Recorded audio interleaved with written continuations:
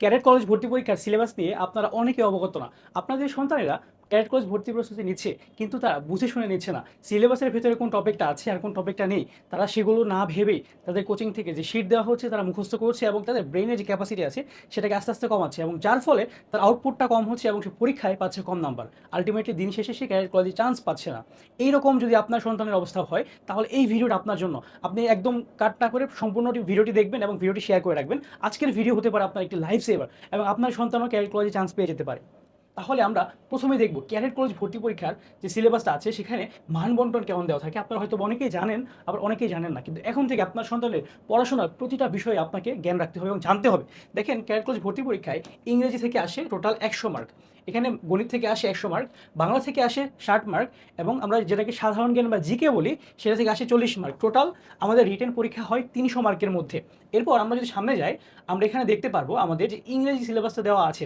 আজকের এই ভিডিওটাতে আমি একদম পার্ট পার্ট করে ক্যাডেট কলেজ ভর্তি পরীক্ষার সিলেবাসের প্রতিটা জিনিস বিশ্লেষণ করব। এরকম তথ্যবহুল সিলেবাস বিশ্লেষণের ভিডিও আপনি ইন্টারনেটে আর একটাও পাবেন না। সো আপনি অবশ্যই ভিডিওটা মন দিয়ে দেখবেন এবং শেয়ার করে রাখবেন। দেখেন, এইখানে ইংলিশের ওপর টোটাল মার্ক থাকে কত? 100 মার্ক। এই 100 মার্কের মধ্যে কী কী আসে আমরা দেখব।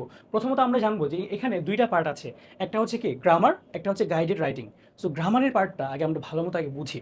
ওকে, সো গ্রামারের যে এখানে 60 মার্কস বা 60 মার্ক আছে, এখানে আমরা কি দেখতে পাচ্ছি? এখানে প্রথমত আছে কি পার্টস অফ স্পিচ।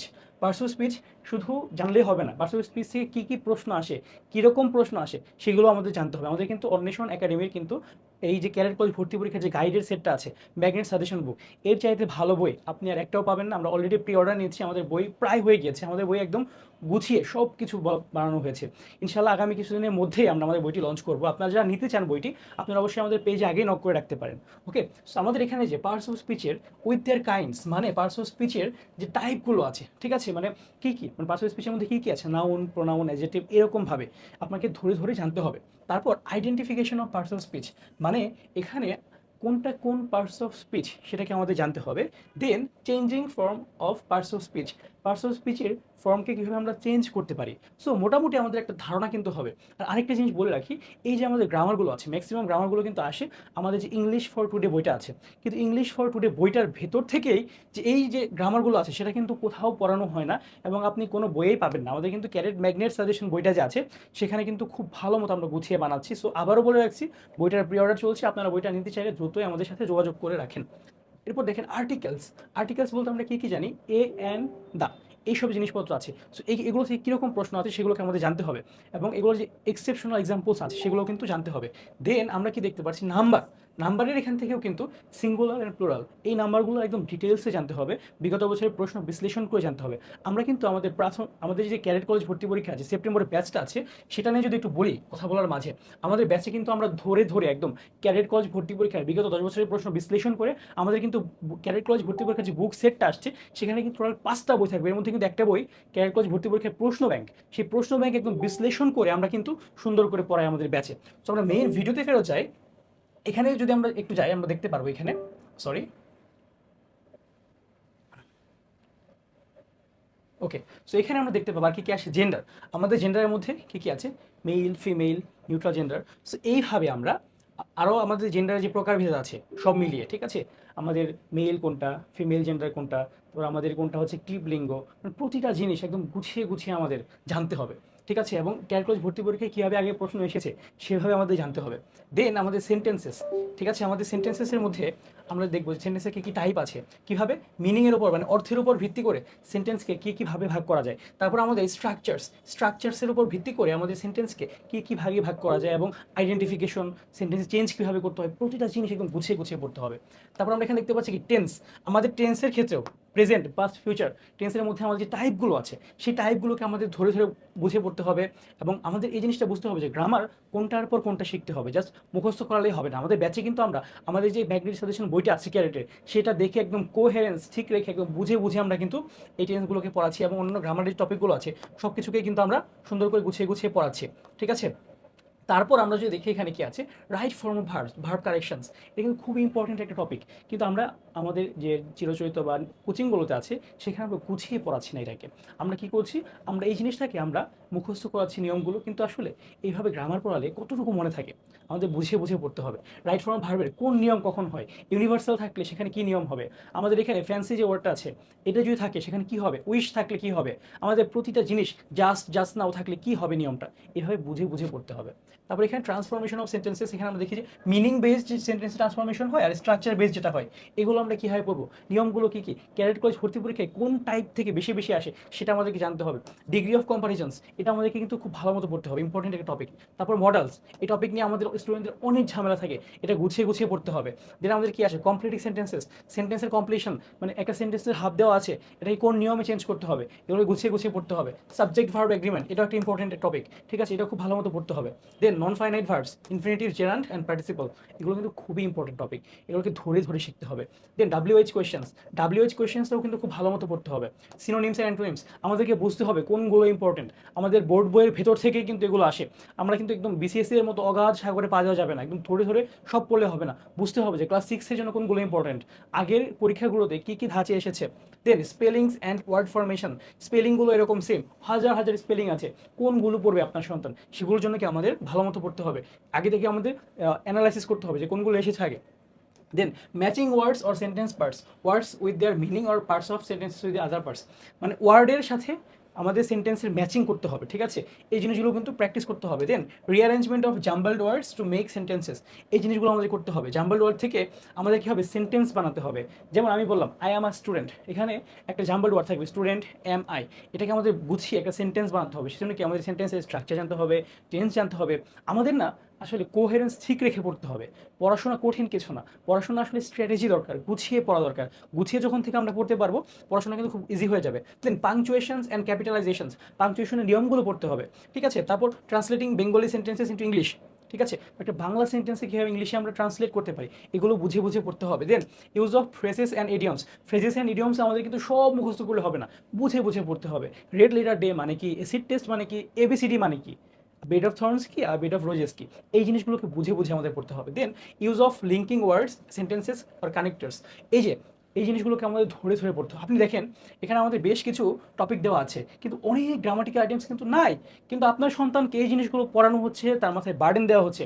আগে আমাদের কী করতে হবে? যেগুলো সিলেবাসের ভেতরে আছে ইনসাইড দ্য বক্স আমরা পড়বো, এগুলো শেষ করার পরে আউটসাইড বক্স আমাদের যেতে হবে, কারণ আমাদের ব্রেনের ক্যাপাসিটি তো সীমিত।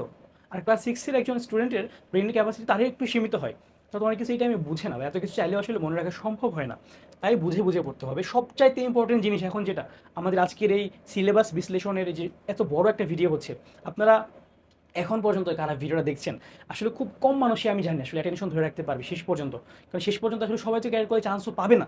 কিন্তু যারা এখন পর্যন্ত দেখছেন তারা অবশ্যই সিরিয়াস, হয়তো আপনি স্টুডেন্ট, হয়তো আপনি গার্ডিয়ান, আপনারা কারা কারা ভিডিওর এই পর্যায়ে এসেও ভিডিওটা দেখছেন অবশ্যই জানাবেন কমেন্টে। ইনশাল্লাহ আপনাদের জন্য আমাদের অনেক অনেক দোয়া থাকবে, ইনশাল্লাহ আপনারা ভালো করবেন। দেখেন এখানে গাইডেড রাইটিং, মানে এটাকে আমরা ফ্রি হ্যান্ড রাইটিং যেটাকে বলি, ফ্রি হ্যান্ড রাইটিং কিন্তু খুবই খুবই ইম্পর্টেন্ট।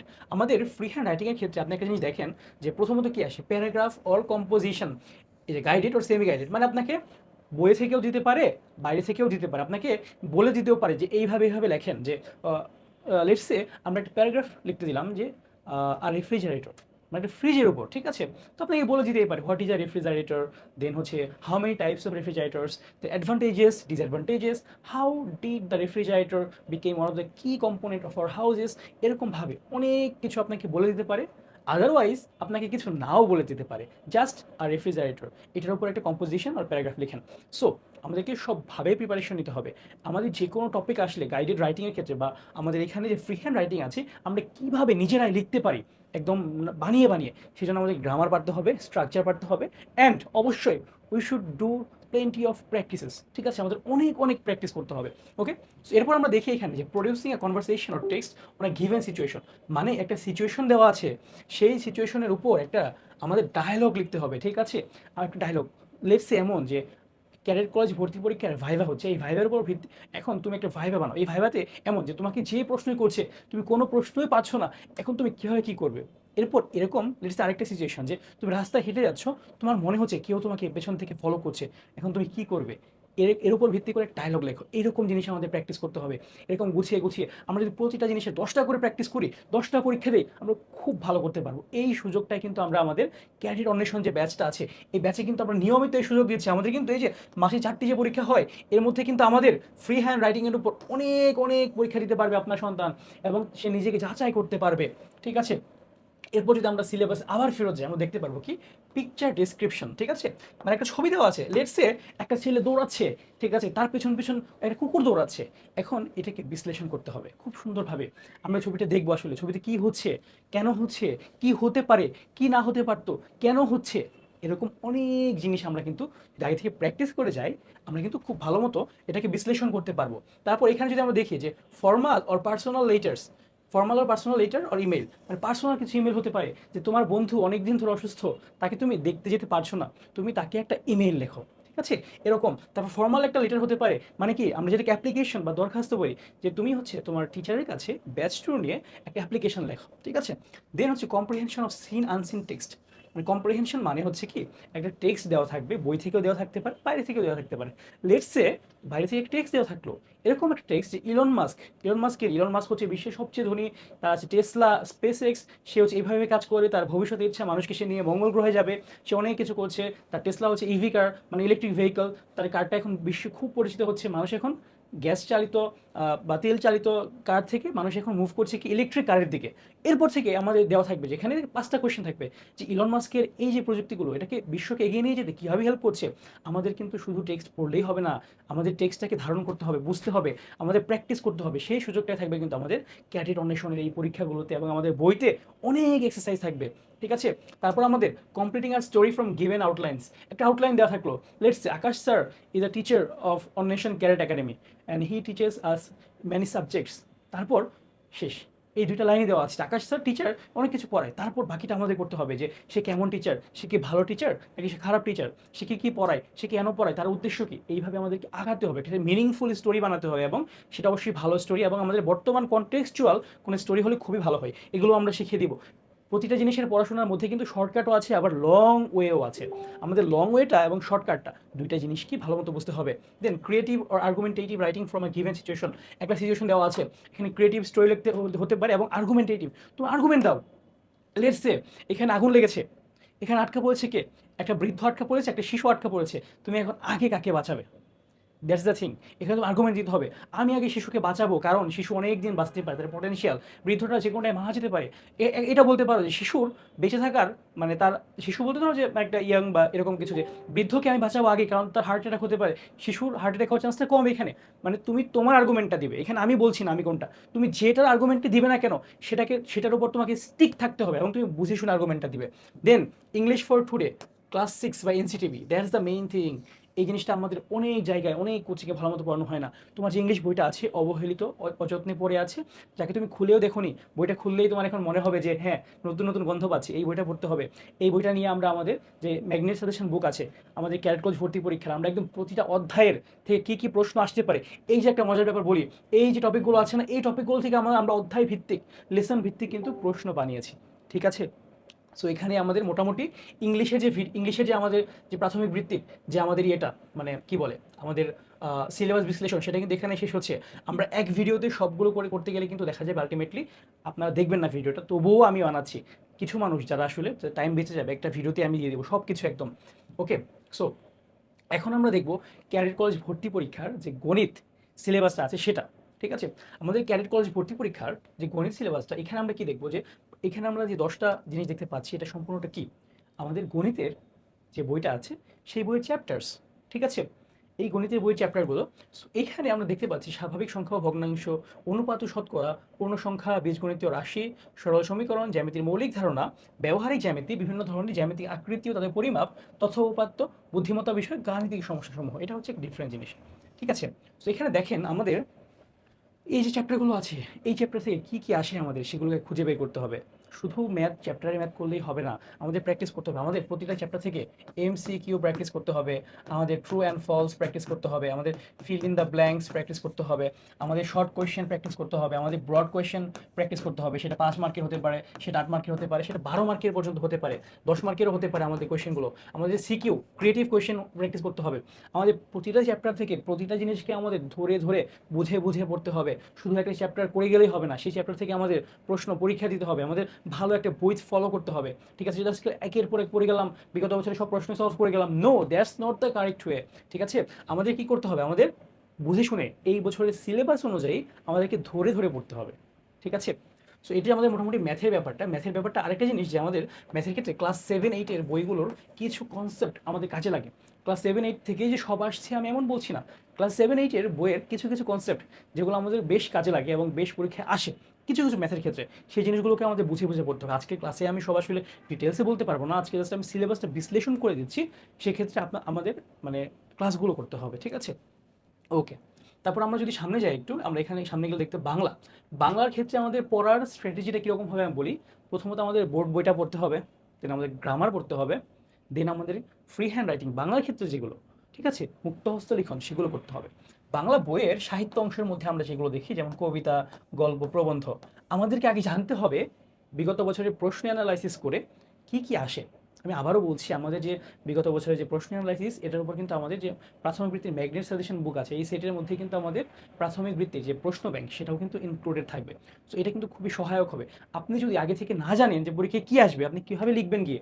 সো আমাদের এই গল্প, কবিতা, প্রবন্ধ থেকে পড়তে হবে। দেন ব্যাকরণ অংশে আমরা এসে যে ভুলটা করি সবসময়, আমরা একটা ভুল সবসময় করি, সেই ভুলটা কি, সেই ভুলটা হচ্ছে যে আমরা ব্যাকরণ অংশ সব কিছু পড়তে চাই, মানে ব্যাকরণ অংশ আমরা একদম BCS এর মতো করে, তারপর আমাদের বিশ্ববিদ্যালয় ভর্তির মতো করে পড়তে চাই।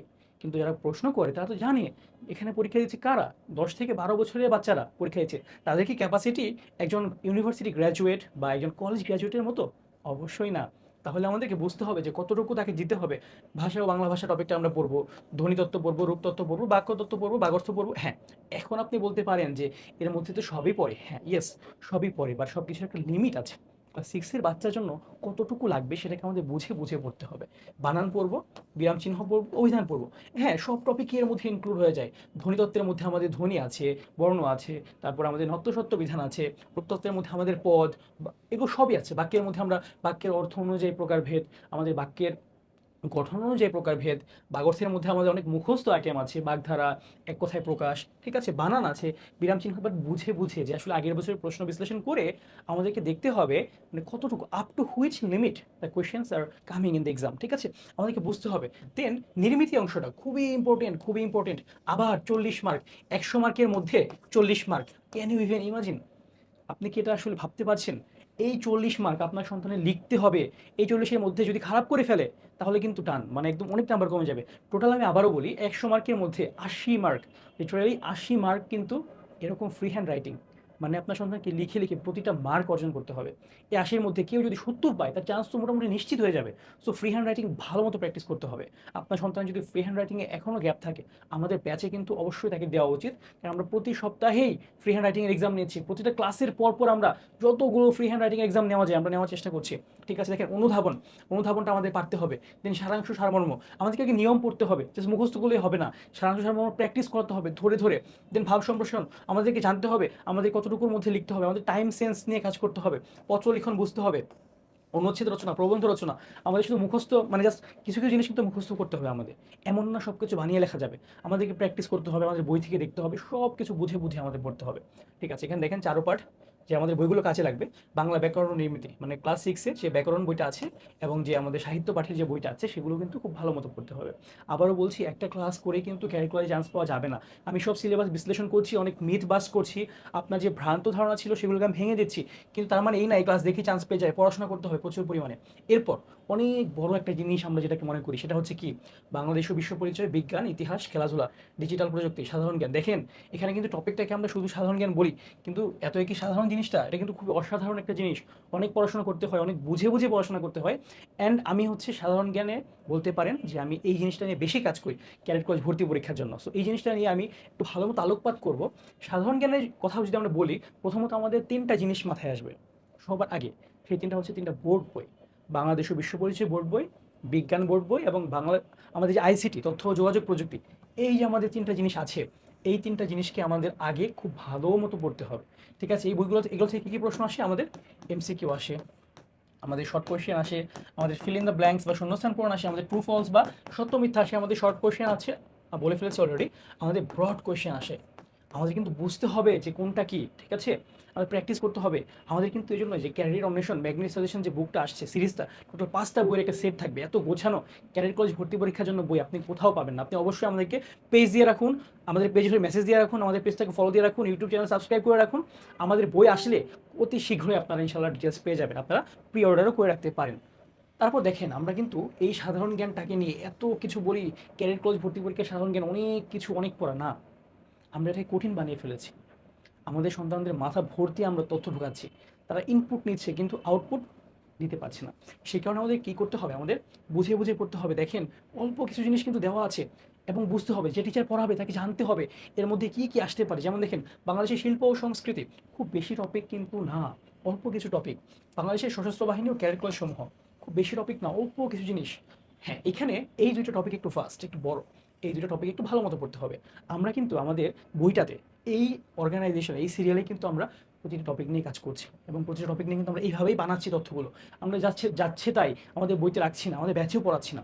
আমি বারবার আমাদের ব্যাচের বইয়ের কেন রেফারেন্স দিচ্ছি আপনার মনে হতে পারে এই ভিডিওটাতে আমি খুব মার্কেটিং করছি, ব্যাপারটা এমন না, আমার বলতেও হচ্ছে। কারণ আপনাকে তো আমার একটা সমাধান দিতে হবে। আপনার ভিডিওটা দেখছেন, আপনাকে তো আমার বোঝাতে হবে যে আপনি কোথায় যাবেন, সমাধানটা কোথায় পাবেন। আপনি সমাধানটাই না পান তাহলে তো আমার ভিডিওটা দেখে লাভ হচ্ছে না আপনার। দেখেন খেলাধুলা, জাতীয় ও আন্তর্জাতিক বিষয় বলি পড়তে হবে, সাধারণ জ্ঞান ও বুদ্ধিমত্তা, এখানে কিন্তু অল্প কিছু জিনিস আছে বুদ্ধিমত্তার মধ্যে। সাম্প্রতিক প্রযুক্তিগত আবিষ্কার ও উন্নয়ন, বুঝতে হবে টিচারকে যে কোথা থেকে প্রশ্ন আসতে পারে। আমরা যারা ক্যারিয়ার কলেজে পড়াশোনা করেছি আমরা কিন্তু ক্যারিয়ার কলেজের টিচারদের মনোভাবটা জানি এবং তারা কই থেকে প্রশ্ন করতে পারে, তারা কী নিয়ে চিন্তা ভাবনা করে, তাদের সাথে আমরা 6টা বছর দিনরাত কাটিয়েছি, আমরা কিন্তু জানি, বুঝি ব্যাপারগুলোকে।